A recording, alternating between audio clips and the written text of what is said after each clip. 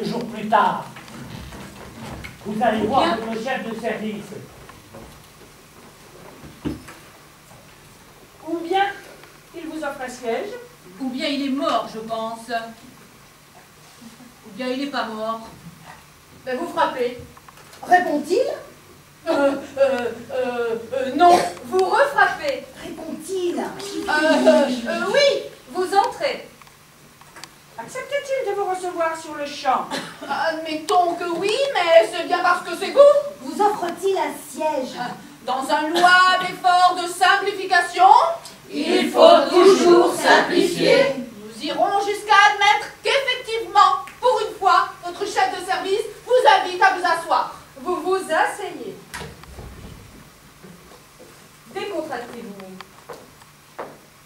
Respirez profondément. Essuyez la sueur qui ruisselle sur votre visage. Maîtrisez les tremblements nerveux qui font s'entrechoquer vos genoux. Rappelez-vous qu'il n'est pas nécessaire d'espérer pour entreprendre, ni de réussir pour persévérer. Exposez votre cas d'une voix intelligible et avec le maximum de concision et de clarté. Sachez trouver les mots qu'il faut pour convaincre. Mettez tout en œuvre pour remuer le cœur de pierre de votre chef de service. Mais tentez de conserver jusqu'au bout un peu de cette dignité et de cette fierté qui font de vous un citoyen conscient de ses devoirs et de ses droits. Ne vous jetez pas aux pieds de votre chef de service. Ne lui embrassez pas les genoux. Dites-lui que vous en avez gros sur le cœur et sur la patate, que vous n'arrivez pas à joindre les deux bouts, que ce n'est pas pour vous que vous venez implorer, mais pour votre épouse, usée par les ménages et vos 5 enfants, que la maladie guette. La rougeole, la scarlatine, les oreillons, la jaunisse, la poliomyélite, la myxomatose, les aftes, la débilité, l'anémie graisseuse, les tumeurs du 3e ventricule, l'endocardite infectieuse, les pieds plats. Représentez-lui qu'embauché à l'âge de 14 ans, comme assistant coursier non qualifié, aux appointements de 11 872 francs légers mensuels. Vous n'êtes, au terme de 37 années de bons et loyaux services, parvenu qu'au poste de sous-commis principal, faisant fonction d'attaché, au chargé d'études délégué dans les fonctions d'assistant, au sous-directeur des services centraux d'implantation de statistiques et de prospective. Catégorie 3, 8e échelon, groupe 2, classe C, indice corrigé 315. Soit un salaire réel, déduction faite des charges sociales afférentes et de diverses contributions imposées au titre du 5e plan, de 772 francs lourds, 00 nouveaux centimes. Ou bien votre discours va convaincre votre chef de service, ou bien votre discours ne va pas convaincre votre chef de service. Si votre discours convainc votre chef de service, Cela pourrait être bon signe. mais si votre discours ne convainc pas votre chef de service, Cela n'avancera certainement pas votre affaire.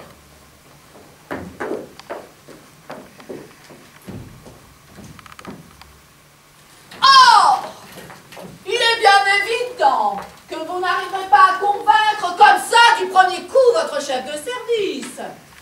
Où irait la vaste organisation dont vous n'êtes qu'un microscopique rouage? Si chaque microscopique rouage obtenait une augmentation la première fois qu'il en faisait la demande. Votre chef de service le sait bien. Et c'est même pour cela qu'il est chef de service. Quoi? Va-t-il rugir? Vous, un employé que l'on disait modèle, venir mendier pour quelques misérables centimes, alors que les biafrés s'étranglent avec un grain de riz, alors que des cadres en pleine expansion sont tragiquement réduits au chômage à 40 ans à peine. Vous osez vous plaindre, alors que vous avez un véhicule automobile, un réfrigérateur, un fer à repasser électrique. Vous êtes la honte de votre établissement. On vous voit au café tous les soirs. Ivrogne, fainéant, profiteur. Vous grugez tricher la sécurité sociale. Vous avez même essayé de tricher au tiercé. Salaud! Mauvais français! Estimez-vous heureux. Si je ne vous fous pas à la porte avec mon pied quelque part, et si je ne vous fais pas passer devant le conseil de discipline, sortez et que je ne vous y reprenne plus. Ne faites aucun geste que vous pourriez regretter par la suite. Levez-vous dignement et sortez de même.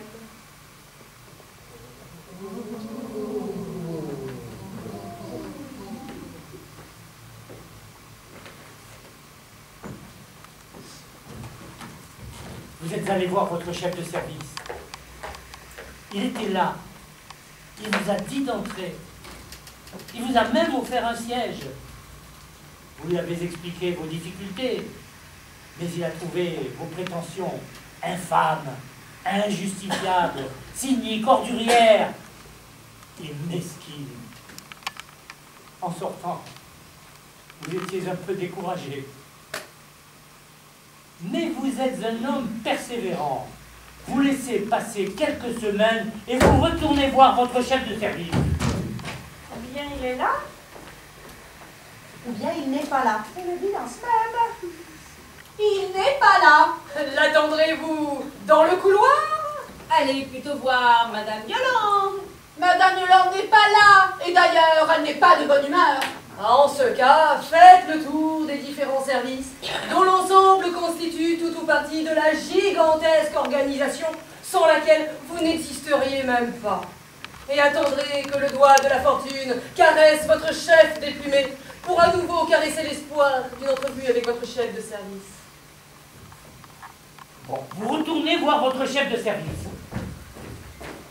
Supposons qu'il soit dans son bureau. Vous frappez et vous attendez sa réponse. Ou bien il répond, ou bien il ne répond pas. Supposons qu'il réponde. Ou bien il répond oui, ou bien il répond non. Supposons qu'il réponde oui. Vous ouvrez la porte, vous entrez, vous refermez la porte, vous vous arrêtez à quelques pas de votre chef de service et vous attendez. Ou bien il vous offre un siège, ou bien il ne vous en offre pas. Mettons qu'il nous offre un siège. Vous prenez le siège que votre chef de service vous offre, vous vous asseyez et vous attendez. Ou bien votre chef de service vous demande ce qu'il y a pour votre service, ou bien votre chef de service ne vous demande pas ce qu'il y a pour votre service. Mettons que votre chef de service ne vous demande pas ce qu'il y a pour votre service. Ça ne fait rien. Vous vous raclez la gorge et vous exposez votre problème. Vous vous raclez la gorge. Pas trop longtemps. Et vous exposez votre problème à votre chef de service.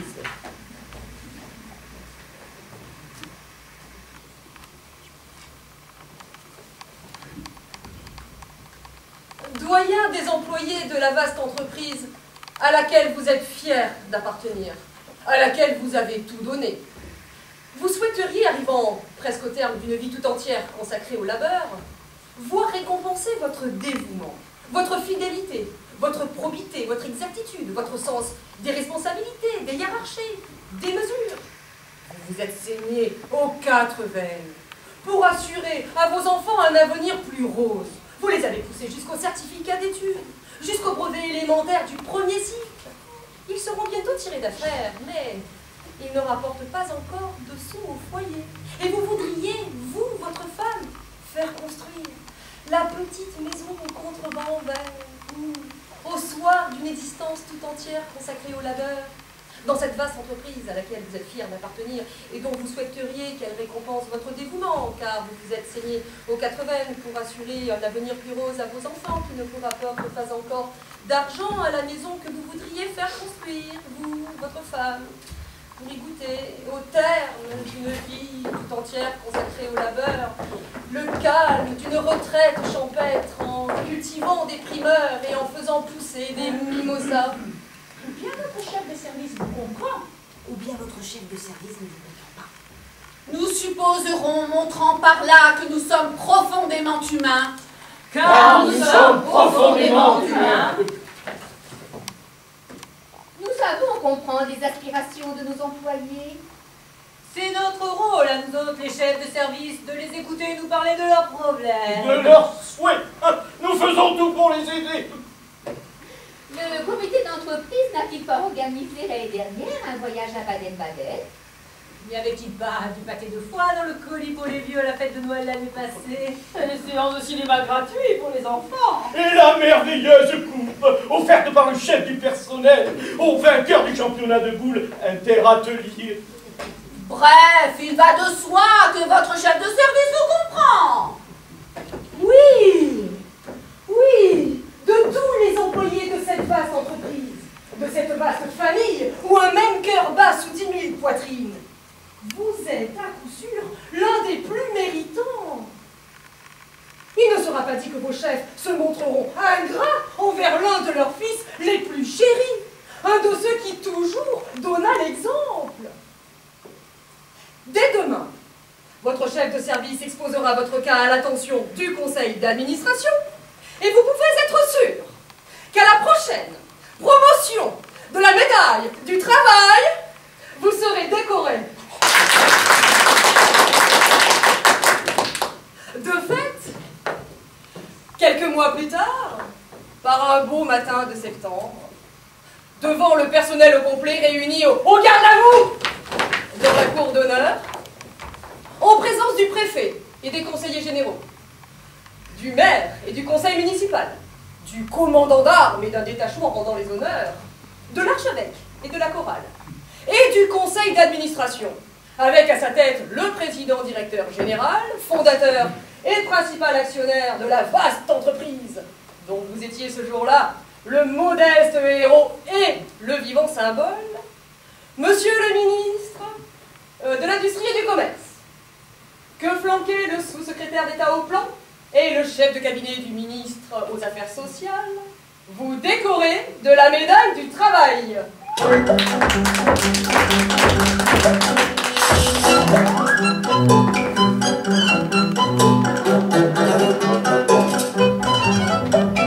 Ruban tricolore, médaille ronde, côté face la devise liberté, égalité, fraternité, entour de tête de Marianne, enguirlandée. Côté pile, une semeuse que le soleil auréole surmonte les murs. Au travail et à la probité, la patrie reconnaissante. Cependant que le directeur régional de la caisse d'allocation familiale vous remettez, pour vos 3 bambins, 3 livrets de caisse d'épargne, chacun porteur d'un capital initial de nouveaux francs 50, que le temps fera fructifier à raison de 2,25% l'an.